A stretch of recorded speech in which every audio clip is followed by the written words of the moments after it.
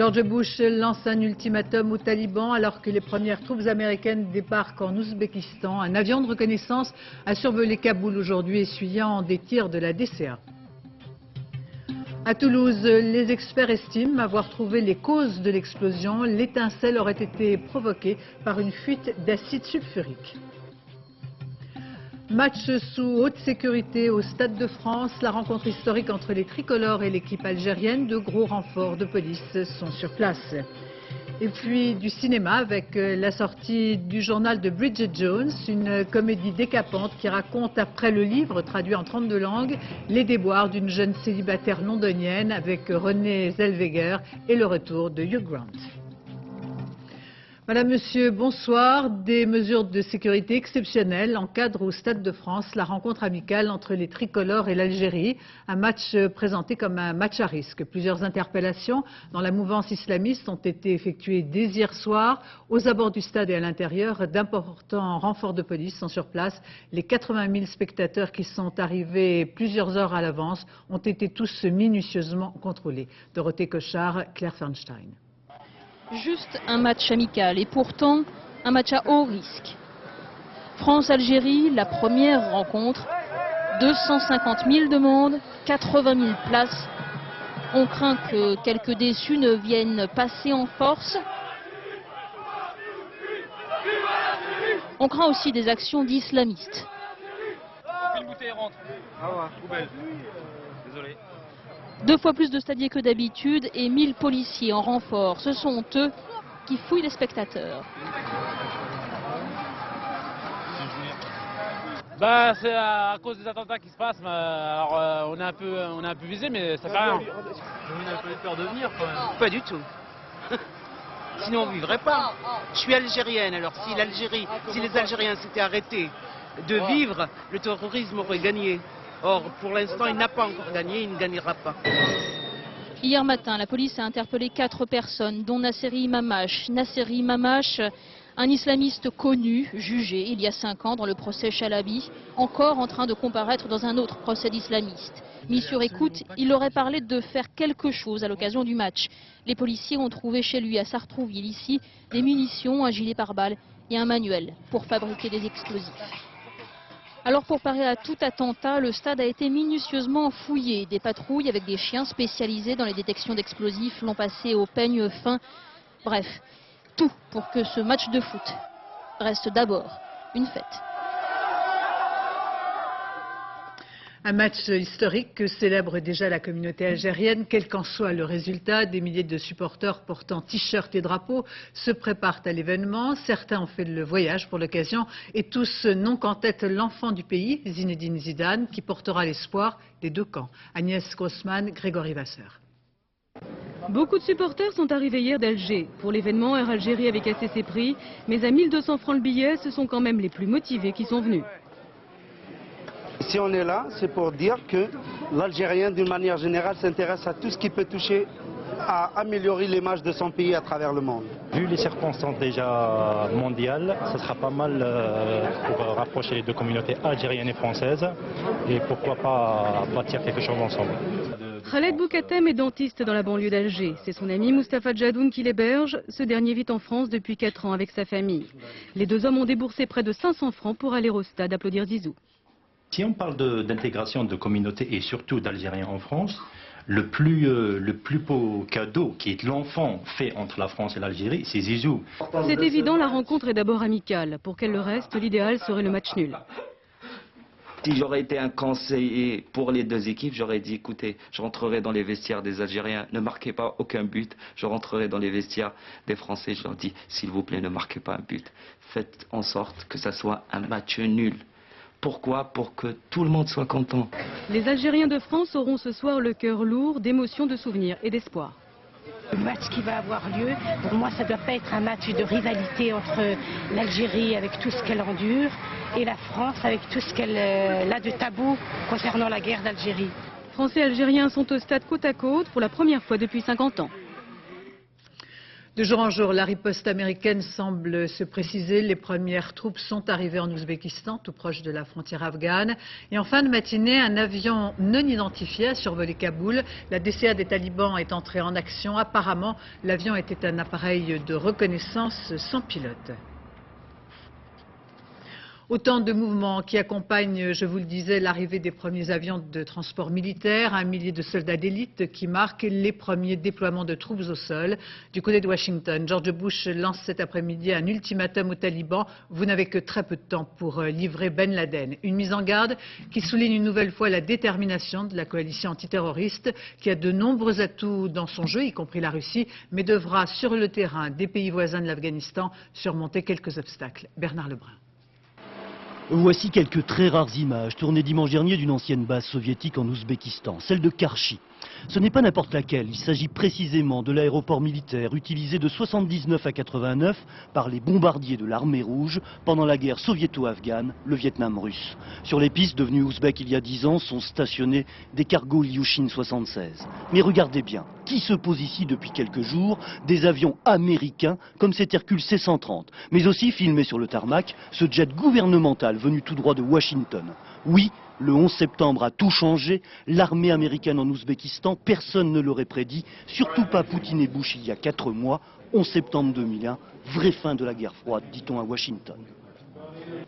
Hier, à l'embarquement, voici les troupes d'élites américaines, un peu plus d'1 millier de chasseurs alpins, destination Ouzbékistan, leur mission, sécuriser les bases aériennes. Un détail, tous connaissent l'Ouzbékistan, ils y ont fait des manœuvres discrètes l'an dernier. Avantage de ce pays, sa proximité terrestre avec l'Afghanistan. Une frontière petite, mais un pont et une petite rivière, pas de montagne. Les ex-bases soviétiques aux pistes longues accueilleront la logistique. Les chasseurs alpins, eux, sont déjà à pied d'œuvre depuis cet après-midi à Termez. Quand la diplomatie américaine se déplace en Ouzbékistan, elle atterrit avec un avion militaire, avec à son bord le secrétaire d'État à la Défense, Donald Rumsfeld. Bienvenue à l'oncle Sam, lui a dit le président ouzbek, Karimov, Islam de son prénom. Mais attention, tout ce que vous voulez chez moi, mais pas d'avion de chasse, ni d'attaque lancée de mon pays. Après 15 jours de balai diplomatique, voici l'état des lieux, l'état des forces. En rouge, les pays alliés qui offrent un soutien total aux Américains, de la Turquie à Israël en passant par Chypre et les Émirats. En mauve, soutien modéré et limité sur le plan tactique, l'Arabie Saoudite, l'Ouzbékistan, le Tadjikistan. En bleu, enfin, soutien très réservé, mais soutien quand même, au moins sur le plan politique, du Pakistan au Turkménistan. Quoi qu'il en soit sur le plan militaire, les commandos et forces spéciales semblent déjà bel et bien présents sur le terrain dans le nord de l'Afghanistan. Confirmation du gouvernement britannique, la libération très prochaine de la journaliste Yvonne Ridley qui était entrée de façon illégale en Afghanistan. Reste le sort des 8 autres étrangers dont le procès a débuté au mois d'août. Leur libération dépend de l'arrêt des menaces américaines, disent les talibans, mais les avocats des familles semblent ce soir plutôt optimistes. Partons à présent pour l'Afghanistan où à 40 km de Kaboul, la capitale, se déroulent quelques accrochages mettant aux prises les forces de l'opposition aux talibans. Reportage de nos envoyés spéciaux Jérôme Benny, Patrick Desmully. Elle porte la guerre sur sa façade. La préfecture de la région de Kapisa, à une quarantaine de kilomètres de Kaboul. Son hôte n'est plus un wali, mais le commandant Salim, 42 ans, dont 22 de guerre. Il doit aussi s'occuper des civils. Ce vieillard, par exemple, qui se plaint d'un bras foulé après l'agression d'un jeune. Mais son vrai métier, c'est la guerre. Et il se montre plus optimiste que jamais. Nous voulons reprendre Kaboul et tout l'Afghanistan pour le libérer des idées qui y sont venus. Chaque après-midi, les accrochages reprennent sur la ligne de front. Les Moudjahidines doivent progresser à couvert vers leur poste. Une ferme réquisitionnée dont le vieux propriétaire se dit prêt à tout.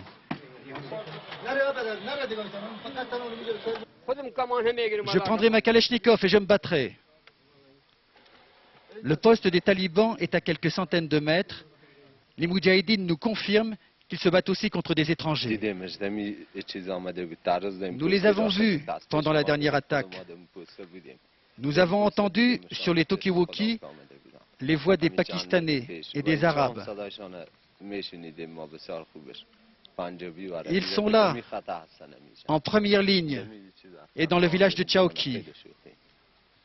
Un tir dans le secteur déclenche la riposte des Moudjahidines. Le face-à-face continue sur cette ligne de front dans l'attente d'une intervention américaine. Les Moudjahidines ne savent pas quand, mais ils pensent que c'est imminent, ni où, mais ils estiment que ce pourrait être dans ce secteur, car il abrite, selon eux, de nombreux combattants des brigades islamistes de Ben Laden. Et retrouvons bien sûr tout de suite Étienne Lénart. George Bush lançait cet après-midi un ultimatum aux talibans. Alors qu'en pense-t-on à Washington? Se prépare-t-on à entrer dans une phase active?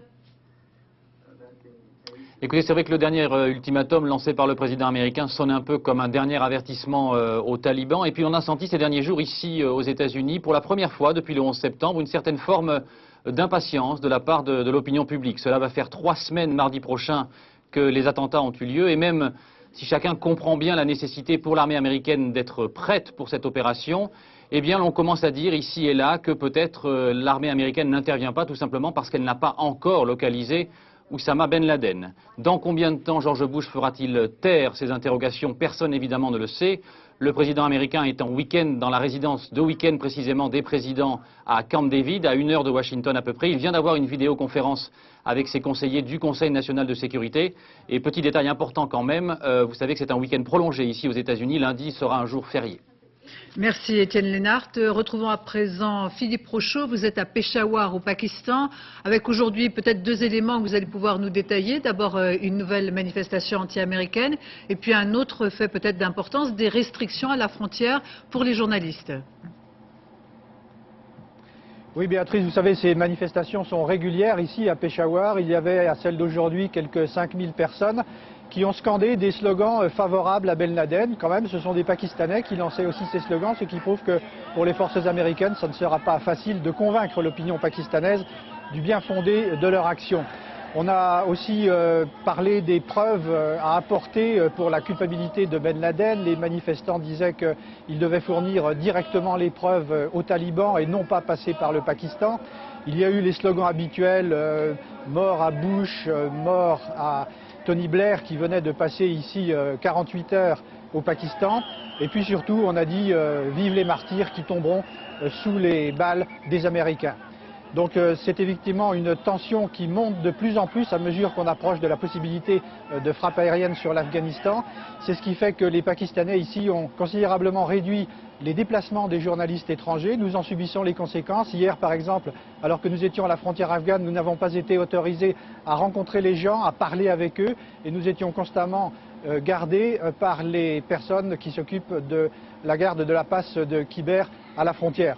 Donc vous voyez, il y a une certaine tension parce que, comme la plupart des tribus pashtunes qui peuplent la zone tribale sont favorables aux talibans, s'il y a des frappes américaines sur l'Afghanistan des talibans, eh bien ces gens-là prendront parti pour les talibans et risquent donc de se retourner contre les étrangers qui sont présents ici. Merci Philippe Rochaud. Vous le disiez, cette journée de samedi a marqué la fin de la tournée de Tony Blair, qui après la Russie et donc le Pakistan, a fait escale en Inde avant de regagner l'Angleterre. Le Premier ministre britannique est en première ligne, déployant énergie et combativité. Certains évoquent en Grande-Bretagne ses accents très churchilliens. Voyons comment réagissent les Anglais. Laurent Boussier. C'était hier au-dessus de la chaîne de l'Himalaya, dans l'avion qui ramenait Tony Blair, le Premier ministre britannique, de ses visites en Russie et au Pakistan. Nous avons pris du temps afin de s'assurer que tout soit bien en place, pour établir en quelque sorte un piège autour du régime des talibans et de Ben Laden, pour que la préparation militaire soit prête, la coalition diplomatique soit forte et la mission humanitaire en mesure de venir en aide aux réfugiés. Une phrase qui résonne comme le rapport d'un chef de guerre en tournée d'inspection. Il faut dire que depuis le début de cette crise, Tony Blair est sur tous les fronts. Plus sûr allié de Washington, chef du gouvernement britannique, diplomate et chef des armées, il donne à tous l'impression que cette guerre est la sienne, que c'est lui, plus que George Bush, le véritable patron de la contre-attaque antiterroriste. C'est lui le premier qui a rendu public les éléments réunis par le FBI contre Ben Laden. C'est lui qui, le premier, a parlé du renversement du régime taliban. C'est lui qui va en mission à Moscou et à Islamabad pour parler avec les dirigeants des 2 pays les plus impliqués dans le futur de l'Afghanistan. Une activité débordante que caricaturent les journaux londoniens en le représentant sous les traits de Winston Churchill.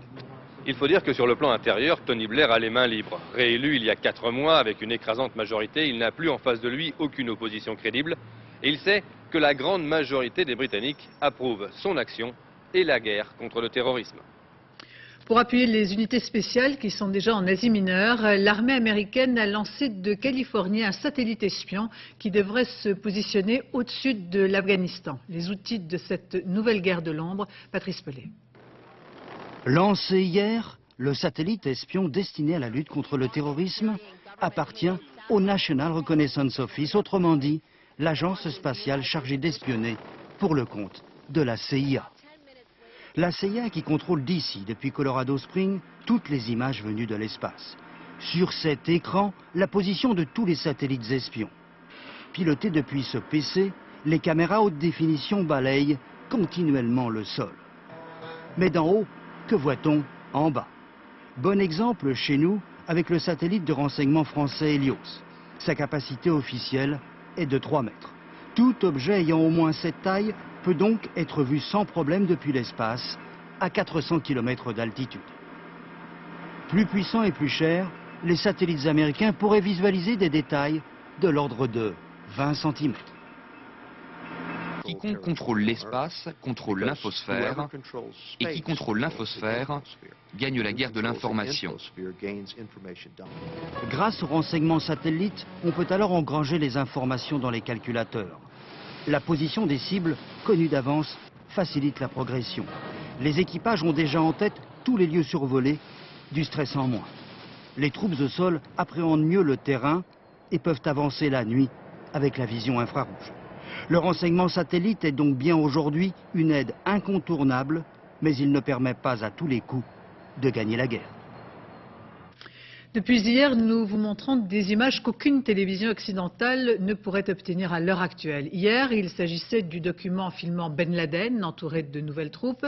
Aujourd'hui, vous l'avez vu, ce sont les images de l'avion non identifié au-dessus de Kaboul. Reportage signé de la télévision Al Jazeera, télévision du Qatar, qui entretient d'étroites relations avec les talibans. Commentaire, Gérard Grisbeck. Ce matin, la présentatrice du journal indique qu'un missile a été tiré sur un avion non identifié au-dessus de Kaboul, mais qu'il a manqué sa cible. Sur place à Kaboul, le correspondant d'Al Jazeera est moins affirmatif. La chaîne de télévision est la seule à pouvoir travailler en Afghanistan. Alors évidemment, on se demande si ces journalistes sont sympathisants du régime des talibans. Je ne dirais pas qu'ils sont sympathisants. Peut-être ont des marges de manœuvre assez limitées, plus limitées que les journalistes qui sont à Washington. Et puis hier, Al Jazeera diffusait ces images de Ben Laden sans indiquer où et quand elles ont été filmées. Il me semble que ce sont des images qui n'ont pas été tournées par Al Jazeera parce qu'il manque de professionnalisme. Je penche pour une cassette envoyée au bureau d'Al Jazeera et qu'il a diffusée. Le regard de Bin Laden un peu traqué me laisse croire que cette cassette a été tournée après le 11 septembre. Alors évidemment, on peut se réjouir que cette télévision du Qatar fasse parler tous les opposants des différents régimes arabes. C'est ce qui a fait son succès depuis 5 ans. Mais dans cette crise, Al Jazeera a bien du mal à prendre ses distances avec les talibans. Avant d'en venir à l'actualité française, la suite de l'enquête sur l'explosion du Tupolev. Des objets étrangers à l'avion ont été découverts sur les lieux de la catastrophe. Le président ukrainien dément la thèse d'un tir de missile par erreur, version envisagée pourtant hier par son Premier ministre. Une affaire donc à suivre. Et puis venons-en à ce sondage qui mesure le soutien des Français au dispositif de sécurité annoncé par Lionel Jospin en début de semaine. Une quasi-unanimité, 99% sont pour le renforcement des contrôles d'accès aux avions, 81% pour la fouille des voitures, 73% pour la surveillance des messages électroniques. Hier, Bernard Kouchner détaillait le nouveau dispositif baptisé Biotox, destiné à parer à tout risque d'attaque terroriste bactériologique et chimique. Les pompiers seront les premiers à intervenir. Ils sont entraînés déjà à différentes manœuvres concernant le risque de contamination chimique, comme nous l'expliquent Éric Mézy et Bruno Livertou. 20 mars 1995, 12 personnes meurent asphyxiées dans le métro de Tokyo, victimes d'un attentat au gaz sarin. Depuis cette date, la France s'est dotée d'un plan Piratox, classé top secret, mais qui fait intervenir sous l'autorité de différents ministères, pompiers, médecins, militaires et policiers. Les pompiers régulièrement confrontés à des accidents industriels sont en première ligne. Lors de cette reconstitution, cet homme est allé seul effectuer des mesures équipées d'un détecteur. Le danger connu, ils installent aussitôt une tente gonflable avec des douches de décontamination. Le plus urgent est d'extraire les victimes et d'empêcher toute propagation du gaz. En France, il existe 47 unités spécialisées comme celle-ci, mais tous les pompiers ne sont pas formés. Ah, le chimique, non, il n'y a pas de minimum. Pour nous, on n'est pas formés. Nous, on n'est pas formés. Chimique, on n'est pas formés. Mais il y a du matériel, mais il y a des gens qui sont formés, qui ont été en formation pour ça. Dans la caserne. Dans la caserne. Donc nous, on leur donne un coup de main. S'il y a un problème, eh ben, on ira, mais il y aura du matériel spécifique. On enverra le matériel spécifique. Avec des gens, il faudra s'adapter. Pour certains spécialistes, il y a peu de chances d'assister à des attaques chimiques en dehors des milieux fermés, type couloir de métro. Un attentat à l'air libre semble trop lourd à mettre en œuvre. De toute façon, ça nécessiterait plusieurs milliers de litres, surtout si c'est pour faire un déversement dans l'atmosphère. Donc le risque d'attaque chimique est assez faible. Voilà, et parce que ça nécessite quand même de grosses quantités. Si toutes les mesures possibles sont donc prises pour parer à une éventuelle offensive chimique, toutes ces combinaisons et ces masques à gaz ne peuvent cependant rien contre une attaque bactériologique. Peut-être la fin des rumeurs à Toulouse, 2 semaines après le drame. Les causes de l'explosion, jusqu'à présent incertaines, seraient désormais identifiées par les enquêteurs et les experts. Il s'agirait d'une fuite d'acide sulfurique qui aurait provoqué le tragique enchaînement. Zindine Boudaoud, Olivier Combe. Pas de commentaires. La direction de l'usine AZF préfère garder le silence. Un silence pesant après les premières conclusions des experts qui, en privilégiant toujours la piste accidentelle, mettent en exergue l'insécurité du site. Selon la dépêche du Midi, les experts judiciaires seraient en passe d'identifier l'étincelle qui a provoqué l'explosion. Une information majeure au cœur de la réunion de travail organisée ce matin dans les locaux de la police judiciaire toulousaine. Une réunion à laquelle participaient les 2 juges d'instruction chargés du dossier, Didier Suc et Joachim Fernandez. Selon la dépêche du Midi, l'enquête se concentrerait désormais sur une fuite d'acide sulfurique détectée dans une cuve de l'usine AZF quelques jours avant l'explosion. L'acide sulfurique aurait été neutralisé comme le veut la procédure avec de la chaux et de la soude. Mais les enquêteurs se demandent si ce mélange n'aurait pas été reversé sur le tas des 300 tonnes de nitrate d'ammonium qui ont explosé. Un tel assemblage est réputé très dangereux. L'acide sulfurique concentré, la chaux vive, la soude sont des substances qui peuvent réagir avec l'eau dans des réactions très exothermiques, qui peuvent fournir de l'énergie. Il faut maintenant regarder dans le détail sous quelles conditions ils étaient présents, à quelle concentration pour déclencher l'explosion du nitrate d'ammonium ou pas. D'autres pistes sont toujours explorées. Les experts en explosifs tentent toujours de déterminer la composition exacte des 15 tonnes de produits déposés la veille de la catastrophe sur le stock de nitrate d'ammonium qui a pulvérisé une partie de l'usine d'engrais chimiques. Et à Toulouse, le bilan de la catastrophe avec ces chiffres éloquents, 25 550 logements ont été endommagés, dont près de 12 000 particulièrement atteints. Sur le marché de l'emploi, ce sont 294 entreprises qui sont menacées. Cette estimation pourrait contraindre quelques 3 000 salariés à des périodes de chômage technique pouvant aller jusqu'à 2 mois.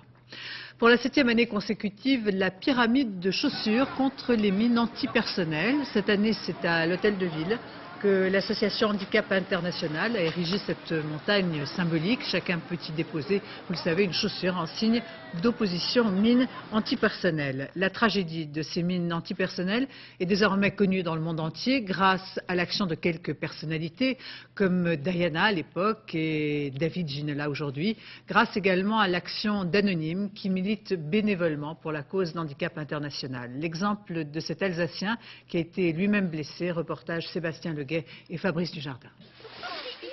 Faut-il y voir un beau geste ou une occasion de se défouler? Peu importe, avec les enfants de cette école, le symbole atteindra des sommets. Leur pyramide exprime la solidarité avec les victimes des mines antipersonnelles. Je pense que les enfants de ces pays-là vous en seront très reconnaissants. Alors merci pour eux. Jean-Pierre Ringler, cet homme qui les félicite, a lui-même été blessé par un engin explosif.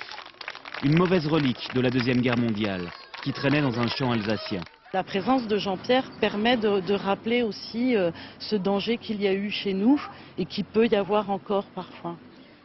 En manipulant un obus, il a perdu la vue et une main.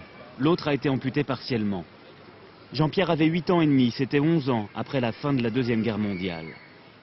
J'ai joué avec le détonateur, avec un objet qui m'est tombé sur la main. En fait, c'était un petit couteau. Et c'est évidemment le geste qu'il ne fallait pas faire. Et c'est le geste qui a déclenché l'explosion. Il y a 3 ans, il a décidé de mettre son histoire personnelle au service d'Handicap International. Il a rencontré de nombreux blessés. Pour lui, les souffrances d'hier ressemblent à ce qu'endurent les victimes d'aujourd'hui. Je n'avais pas trop de mal à imaginer dans quelle situation ils pouvaient vivre, sans bien sûr faire un lien direct entre leur milieu et le mien qui était totalement différent. Totalement différent, car après l'accident, Jean-Pierre a été bien suivi médicalement. Chaque année, les mines antipersonnelles font 15 à 20 000 victimes dans le monde. Et rares sont celles qui bénéficient de soins satisfaisants. Nouvelle manifestation dans la vallée de la Maurienne. Un millier de personnes s'étaient réunies pour s'opposer au passage des camions dans les Alpes, un mouvement qui regroupe diverses organisations européennes unies pour demander un changement radical de la politique des transports avec comme alternative le ferroutage. Dominique Voynet faisait partie du cortège, une manifestation qui a pris parfois une tournure mouvementée. Reportage Virginie Fichet et Thierry Monnier. Le round d'observation n'a pas duré bien longtemps. Le mince grillage séparant les deux camps n'a pas résisté à l'assaut des manifestants, mais sur l'autoroute, c'est une autre histoire.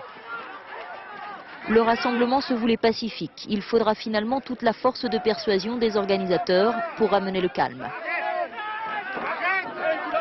Bilan, plusieurs blessés parmi les manifestants, quelques regrets, mais l'envie de recentrer le débat immédiatement.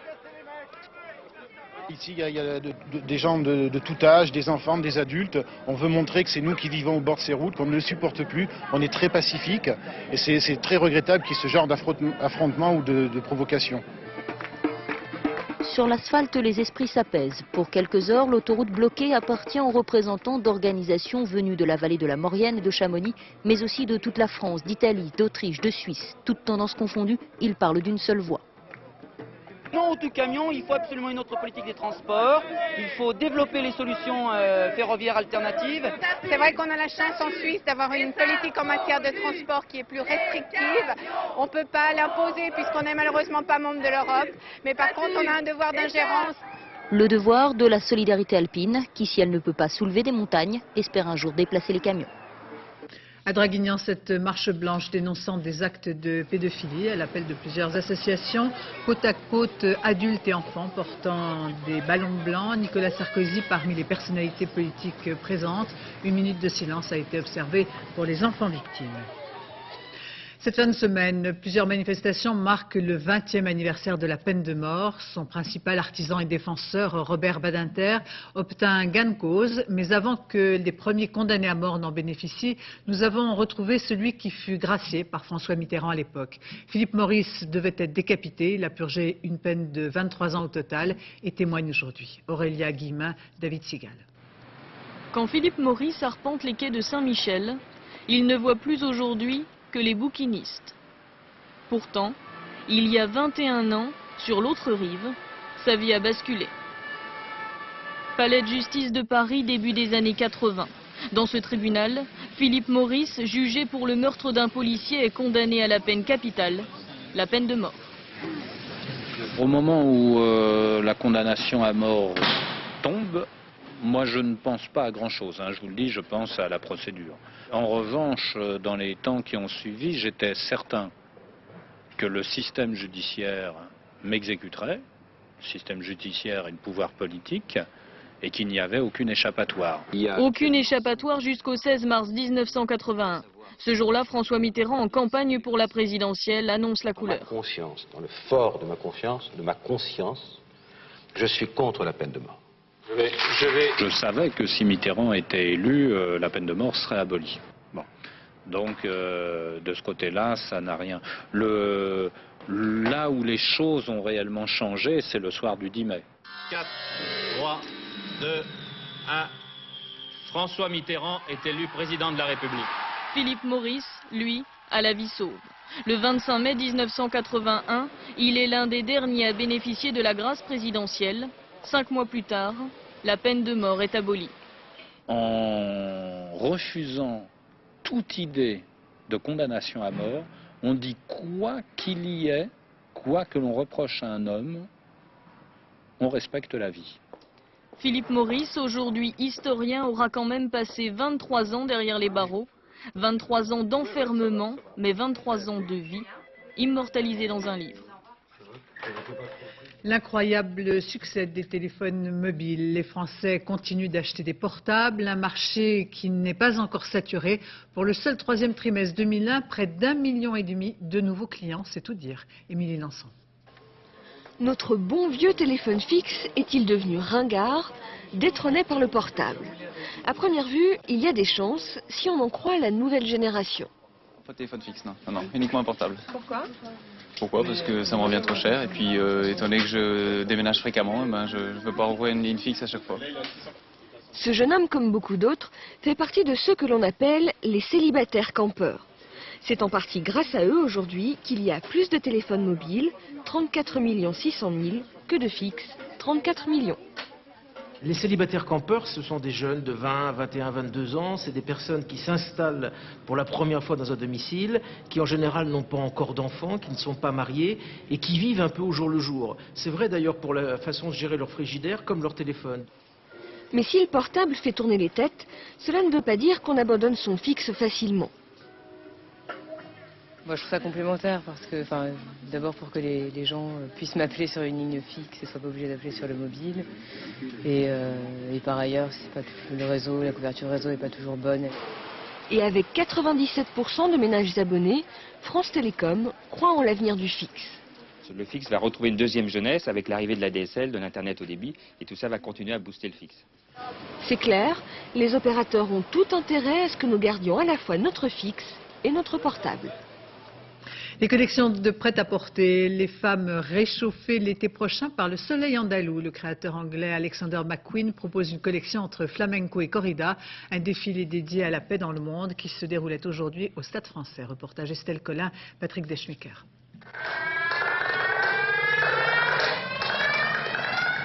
Il est sans doute le créateur le plus attendu de la saison. Après un départ tonitruant de la prestigieuse maison Givenchy, Alexander McQueen vole enfin de ses propres ailes. Pourquoi j'ai quitté Givenchy? Parce que je ne voulais plus jamais travailler pour quelqu'un d'autre. McQueen, c'est ma société. Je ne veux plus travailler pour une autre marque, je veux exister par moi-même. Et pourtant, la tutelle du groupe Givenchy est bien là. Juridiquement, McQueen n'appartient pas dans sa totalité à Alexander McQueen, mais au groupe Gucci, qui en détient 51%.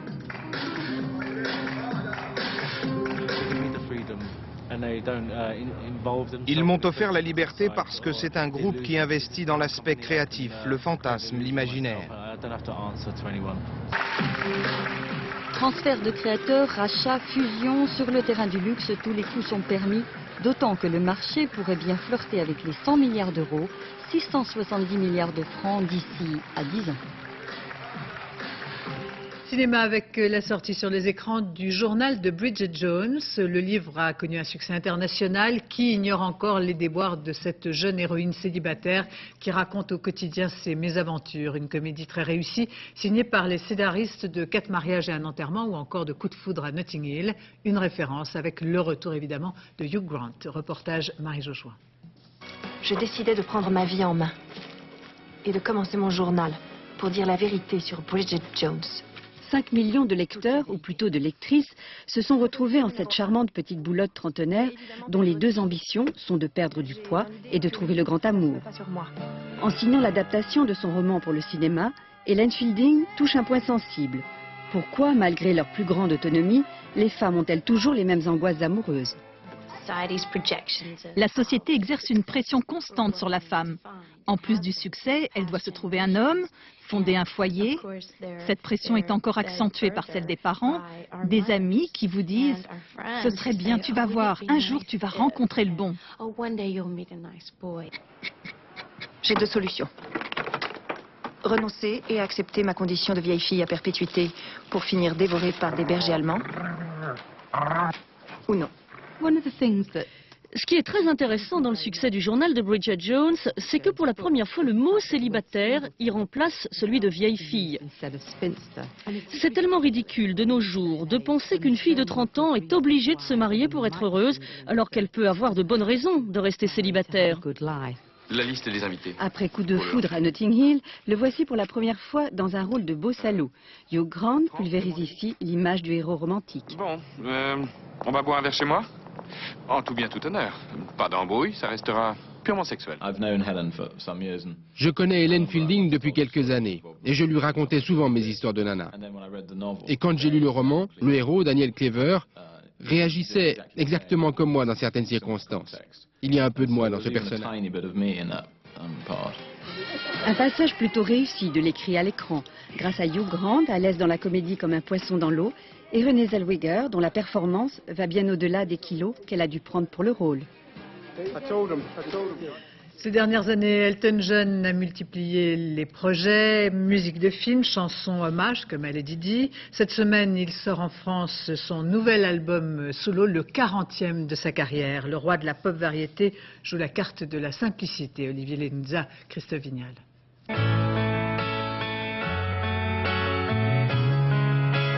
La griffe de la star. Quelques notes de piano, une voix reconnaissable entre toutes, ce ne peut être que lui.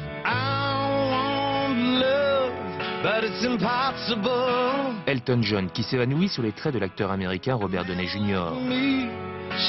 Ultime métamorphose, dernier pied de nez d'un artiste qui pendant des années joua avec son image, son visage. Sir Elton, anobli par la reine, 30 ans de carrière, 200 millions d'albums vendus et la sortie aujourd'hui d'un 40e album. Nous sommes revenus à plus de simplicité, à un enregistrement, une instrumentation plus chaude. On s'est dit, que savons-nous faire le mieux? Oublions les choses superflues, nos productions précédentes et soyons simples. Dans les années 70 et 80, Elton étonne et détonne. Aussi accro au ridicule qu'à la cocaïne, il enterre les hippies, les punks, le disco. À 54 ans, l'ancien coursier d'une maison d'édition fricote toujours avec les plus grands, les plus belles de ce monde. Mais la groupie Sharon Stone a beau sortir le grand jeu, le pianiste demeure fidèle à son premier amour. Mon piano, c'est comme avoir une femme. Parfois, il ne répond pas, alors vous fâchez, et il ne répond toujours pas. Mais je remercie Dieu. Que serait ma vie sans la musique, sans un piano?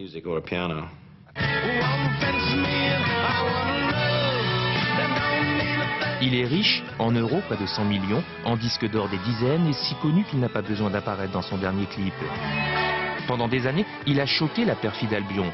Aujourd'hui, celui que l'on surnomme Queen of England est, ironie de l'histoire, l'un des plus beaux joyaux de la couronne d'Angleterre. Ainsi se termine ce journal. Je vous rappelle le principal titre. George Bush lance un ultimatum aux talibans alors que les premières troupes américaines débarquent en Ouzbékistan. Un avion de reconnaissance a survolé Kaboul aujourd'hui, essuyant des tirs de la DCA. Dans un instant, la météo, Isabelle Martinet, puis Il était une voix, Isabelle Boulet, présentée par Arnaud Poivre d'Arvor et Frédéric Lopez. Demain, à 7h, dans Thé ou Café, Catherine Sellac reçoit le comédien Charles Berling. Quant à moi, j'aurai le plaisir de vous retrouver dès 13h. Je vous remercie de votre attention. Excellente fin de soirée sur France 2.